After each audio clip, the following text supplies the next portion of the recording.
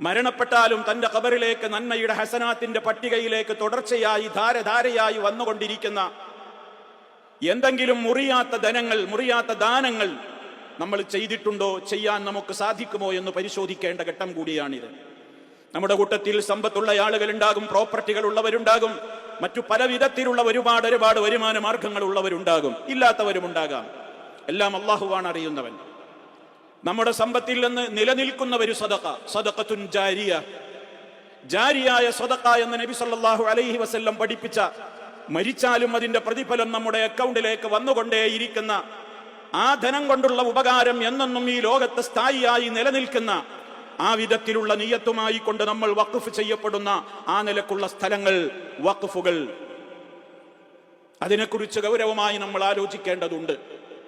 മഹാനായ നബി സല്ലല്ലാഹു അലൈഹി വസല്ലം അവിടുന്ന് ഇസ്ലാമികമായി ഇതിന്റെ പ്രാധാന്യം പറഞ്ഞത് തൊട്ട് അള്ളാഹുവിന്റെ റസൂലിന്റെ കാലത്ത് അന്ന് ധനമുള്ള, സാമ്പത്തിക ശേഷിയുള്ള മുഴുവൻ ആളുകളും അത് ചെയ്യാതിരുന്നിട്ടില്ല എന്ന് സ്വഹാബത്ത് വളരെ കൃത്യമായി തന്നെ രേഖപ്പെടുത്തുന്നുണ്ട്.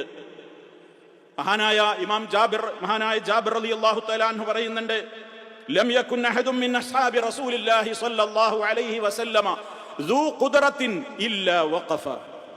അള്ളാഹുവിന്റെ റസൂലിന്റെ സഹാബിമാരിൽ നിന്ന് കഴിവുള്ള, ശേഷിയുള്ള ഒരൊറ്റ സഹാബിയും വഖഫ് ചെയ്യാതെ അവരുടെ ജീവിതം അവസാനിച്ചിട്ടില്ല എന്നാണ് മഹാനായ സഹാബി ജാബിർ റളിയല്ലാഹു തആല അൻഹു പറയുന്നത്.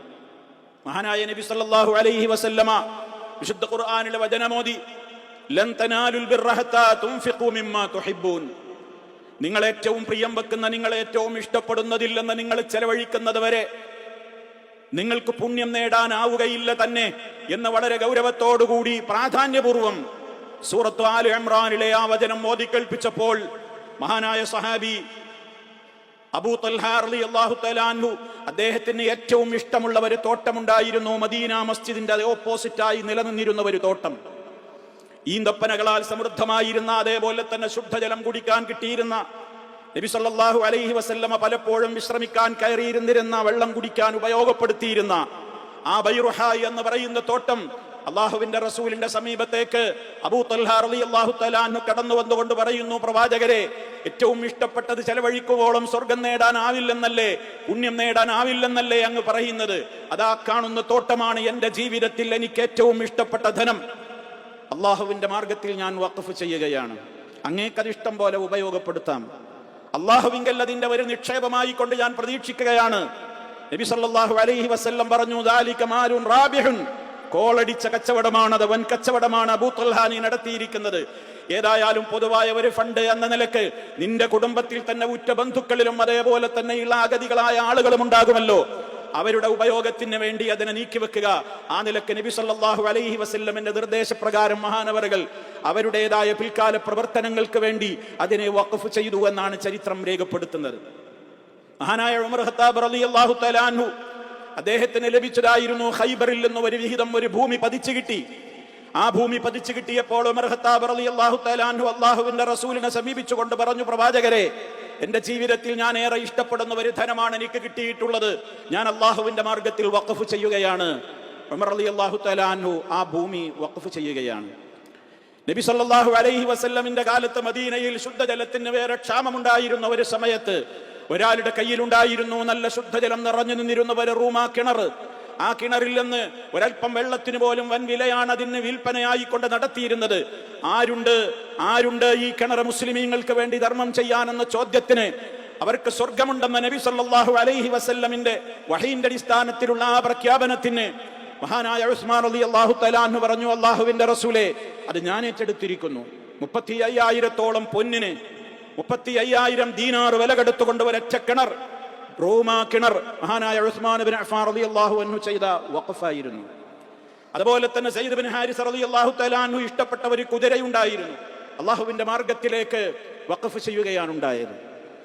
ഇങ്ങനെ ചരിത്രം രേഖപ്പെടുത്തപ്പെട്ടിട്ടുള്ളതും അല്ലാത്തതുമായ ഒട്ടേറെ വഖഫുകൾ, നിലനിൽക്കുന്ന ദാനധർമ്മങ്ങൾ ഇസ്ലാമിക ചരിത്രത്തിൽ നമുക്ക് കാണുവാൻ സാധിക്കും.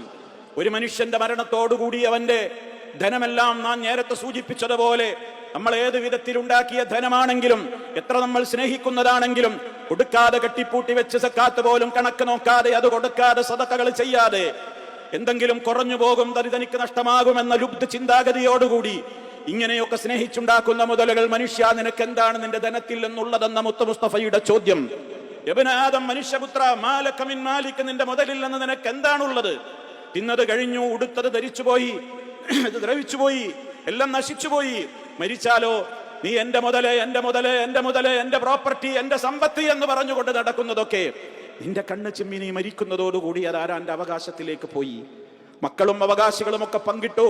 അവരൊരു വേള നിന്നെ കുറിച്ച് ചിന്തിക്കാൻ പോലും ഉണ്ടാവുകയില്ല. എന്താണ് അവരുടെ അവസ്ഥ എന്നൊന്നും അറിയില്ലല്ലോ. അതുകൊണ്ട് തന്നെ നീ ജീവിച്ചിരിക്കുമ്പോൾ മുതലുണ്ടോ, വഖഫുകൾ ചെയ്തേക്കുക. ഒരാൾ തന്റെ ജീവിച്ചിരിക്കുന്ന കാലത്ത് ചെയ്യുന്ന, ആരോഗ്യമുള്ള കാലത്ത് മനസ്സറിഞ്ഞുകൊണ്ട് ചെയ്യുന്ന നിലക്കുള്ള സദഖകൾ, ആ നിലക്കുള്ള വഖഫുകൾ, 6-7 കാര്യങ്ങൾ നബി സല്ലല്ലാഹു അലൈഹി വസല്ലമ എണ്ണി പറഞ്ഞു. ഒരു ഹദീസിൽ നമുക്ക് കാണാം, ഇന്ന മിമ്മാ യൽഹഖുൽ മുഅ്മിൻ, ഒരു മുഅ്മിനായ മനുഷ്യൻ മരിച്ചു കഴിഞ്ഞാലും മിൻ അമലിഹി വഹസനാതിഹി ബഅദ മൗതിഹി, അവന്റെ മരണാനന്തരവും അവന് ഹസനാത്തുകളായി അമലായി കൊണ്ട് തന്നെ അവന് രേഖപ്പെടുത്തപ്പെടുന്ന, അവൻ ചെയ്തിട്ടുള്ള അവന്റെ ജീവിതകാലത്തുള്ള പ്രവർത്തനങ്ങളിൽ നിന്ന് തുടർന്നും അതിന്റെ ആദായങ്ങൾ അവന്റെ നന്മയുടെ റെക്കോർഡിലേക്ക് വരവ് ചേർക്കപ്പെട്ടുകൊണ്ടിരിക്കുന്ന ചില കാര്യങ്ങളുണ്ട്. ഇൽമൻ അല്ലമഹു വനശറഹു, ഒരാൾ പഠിപ്പിച്ചിട്ടുള്ള വിജ്ഞാനം, ഒരാൾ അറിവ് നേടി, അള്ളാഹുവിന്റെ ദീനിനെ കുറിച്ചുള്ള അറിവ് നേടി, അത് അള്ളാഹുവിന്റെ വജ്ഹ് ഉദ്ദേശിച്ചുകൊണ്ട് അത് പഠിപ്പിച്ചു, അത് പ്രചരിപ്പിച്ചു. കാലാകാലം എത്രയോ ആളുകൾ അതനുസരിച്ച് പ്രവർത്തിച്ചു മുന്നോട്ട് പോകുന്നു എങ്കിൽ, ആത്മാർത്ഥതയോടെയാണ് ഈ കാര്യങ്ങൾ പഠിപ്പിച്ചതെങ്കിൽ അതിന്റെ പ്രതിഫലം ആ പഠിപ്പിച്ച വ്യക്തി മരിച്ചുപോയാലും അയാളുടെ നന്മയുടെ അക്കൗണ്ടിലേക്ക് വന്നുകൊണ്ടേയിരിക്കും. വവലദൻ സാലിഹൻ തറക്കഹു, ഒരാൾ വിട്ടേച്ചു പോകുന്നു, സാലിഹായ ഒരു മകനോ മകളോ ഉണ്ടോ? സാലിഹായ സന്താനങ്ങളെ വിട്ടേച്ചു പോകുന്നുവെങ്കിൽ, നമ്മൾ തർബിയത്ത് കൊടുത്ത് പഠിപ്പിച്ച് വളർത്തി വലുതാക്കിയ നമ്മുടെ മക്കൾ, നമ്മൾ നിസ്കാരം പഠിപ്പിച്ചു, നമ്മൾ നോമ്പ് പഠിപ്പിച്ചു, നമ്മൾ സനാതന മൂല്യങ്ങൾ പഠിപ്പിച്ചു, ധാർമ്മികതയുടെയും സംസ്കാരത്തിന്റെയും പാഠങ്ങൾ നമ്മൾ പകർന്നു കൊടുത്തു, അധാർമികതയുടെ ചെളിക്കുണ്ടിലേക്ക് പോകാതിരിക്കുവാനുള്ള കരുത്തും കാവലുമായി ജീവിതകാലത്ത് നമ്മളും കൂടെയുണ്ടായി എങ്കിൽ, നമ്മൾ മരിച്ചു കഴിഞ്ഞാൽ ആ മക്കൾ ചെയ്യുന്ന അവരുടേതായ പ്രാർത്ഥനകളും അവരുടെ സൽക്കർമ്മങ്ങളുമൊക്കെ നമ്മുടെ ഒരു കയ്യപ്പതിലുണ്ടല്ലോ, ഒരു നിർദ്ദേശം അതിലുണ്ടല്ലോ. ആ നിലക്ക് നമുക്കും അതിന്റെ പ്രതിഫലം അവർക്കൊട്ടും കുറയാതെ വന്നു ചേർന്നുകൊണ്ടിരിക്കുമെന്ന് മുഹമ്മദ് മുസ്തഫ സല്ലല്ലാഹു അലൈഹി വസല്ലം. വമുസ്ഹഫൻ വറസഹു, ഒരാൾ തന്റെ ജീവിതകാലത്ത് ഖുർആൻ പഠിക്കുവാനും വായിക്കുവാനും ഒക്കെ വേണ്ടി ഒരു മുസ്ഹഫ് അദ്ദേഹം വഖഫ് ചെയ്യുകയാണ്. ഇനി മുസ്ഹഫല്ല, ഖുർആനിന്റെ പരിഭാഷകളോ ഏതോ ആവട്ടെ, ആ നിലക്കുള്ള വൈജ്ഞാനികമായ നിലക്ക് വിശുദ്ധ ഖുർആനിന്റെ വിജ്ഞാനവുമായി ബന്ധപ്പെട്ടുകൊണ്ട്, ഔ മസ്ജിദൻ ബനാഹു, അല്ലെങ്കിൽ അള്ളാഹുവിനെ മാത്രം സുജൂദ് ചെയ്യുവാനുള്ള, റബ്ബിനെ മാത്രം വിളിച്ചു പ്രാർത്ഥിക്കുവാനുള്ള ഒരു ഭവനത്തിന്റെ നിർമ്മാണത്തിലേക്ക് ഒരാൾ സംഭാവനകൾ ചെയ്യുകയാണ്, ഒരാൾ ഒരു പള്ളി നിർമ്മിക്കുകയാണ്. ഔ ബൈതൻ ലിബ്നി സബീലി ബനാഹു, അതല്ലെങ്കിൽ വഴിയാത്രക്കാർക്ക് വേണ്ടി വിശ്രമിക്കുവാനും താമസിക്കുവാനുമുള്ള സത്രങ്ങൾ ഒരാൾ നിർമ്മിക്കുകയാണ്. ഔ നഹ്റൻ നജറാഹു, അല്ലെങ്കിൽ ഒരാൾ കുടിവെള്ളത്തിന്റെയോ അതേപോലെയുള്ള ജലക്ഷാമ പരിഹാരത്തിന് വേണ്ടിയുള്ള നിലക്ക് ഒരു തോട് വെട്ടുകയാണ്, പുഴയൊഴുക്കുകയാണ്, കിണർ കുത്തുകയാണ്.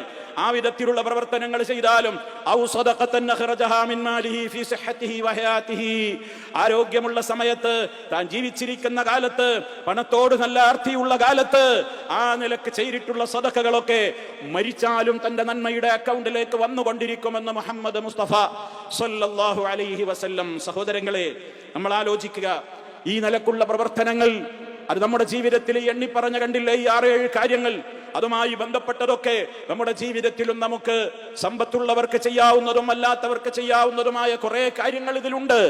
ഏതേത് കാര്യങ്ങളിലൊക്കെ നമുക്കും നമ്മുടേതായ ധനം ഏത് കാലഘട്ടത്തിലും ഉപകരിക്കുന്ന വിധത്തിൽ നിലനിൽക്കുവാൻ ആവശ്യമായത് ചെയ്യാനാകുമോ, അതിനെക്കുറിച്ചുള്ള ഗൗരവതരമായ ചിന്തകൾ ഉണ്ടാകണം എന്നാണ് ഈ അവസരത്തിൽ ഓർമ്മപ്പെടുത്തുവാനുള്ളത്. അതാണ് നാളേക്കുണ്ടാവുകയുള്ളൂ. അതാണ് അല്ലാഹു തആല പറയുന്നത്, വിശ്വാസികളെ, നാളേക്ക് വേണ്ടി എന്തൊരുക്കി വെച്ചു എന്ന് നിങ്ങൾ പ്രത്യേകം ചിന്തിക്കൂ, അതിനെക്കുറിച്ച് ആലോചിക്കൂ, ഗൗരവത്തോടുകൂടെ ചിന്തിക്കൂ എന്ന് കൃത്യമായി അല്ലാഹു സുബ്ഹാനഹു വ തആല ഓർമ്മപ്പെടുത്തിയിരിക്കുന്നത്. അതുകൊണ്ട് തന്നെ വമാ തുൻഫിഖൂ മിൻ ഖൈറിൻ ഫലിയൻഫുസികും, നിങ്ങൾ ഖൈറിൽ നിന്ന് എന്തൊന്ന് ചെലവഴിക്കുന്നുണ്ടോ അത് നിങ്ങൾക്ക് തന്നെ ഉപകാരപ്പെടും. വമാ തുൻഫിഖൂന ഇല്ലാ ഇബ്തിഗാഅ വജ്ഹില്ലാഹ്, കണ്ടീഷൻ ശ്രദ്ധിക്കണമെന്നേയുള്ളൂ. അതെന്താണ്? അള്ളാഹുവിന്റെ പൊരുത്തം മാത്രം ഉദ്ദേശിച്ചുകൊണ്ടായിരിക്കണം നിങ്ങൾ ചെലവഴിക്കേണ്ടത്. അങ്ങനെ നിങ്ങൾ ചെലവഴിക്കുകയും ചെയ്താൽ, വമാ തുൻഫിഖൂ മിൻ ഖൈറിൻ യുവഫ ഇലൈക്കും, ഖൈറിൽ നിന്ന് നിങ്ങൾ എന്തൊന്നിലേക്ക് ചെലവഴിച്ചുവോ യുവഫ ഇലൈക്കും, പരിപൂർണമായ അർത്ഥത്തിൽ അതിന്റെ പ്രതിഫലം നിങ്ങളിലേക്ക് നാളെ പരലോകത്ത് പൂർത്തിയായി തിരിച്ചു നൽകപ്പെടും. വഅൻതും ലാ തുദ്ലമൂൻ, ഒരൽപ്പ സദഖ പോലും അവിടെ റെക്കോർഡിലില്ലാതെ മാറിപ്പോവുകയില്ല. റബ്ബ് മറക്കുന്നയാളല്ല. നിങ്ങളോടൊരു തരിമ്പും അനീതിയോ അക്രമമോ അവിടെ നടക്കുന്ന ലോകമല്ല. കൃത്യമായി നിങ്ങൾക്ക് ഇരട്ടികളായി അത് കിട്ടുമെന്നാണ് വിശുദ്ധ ഖുർആൻ പറയുന്നത്.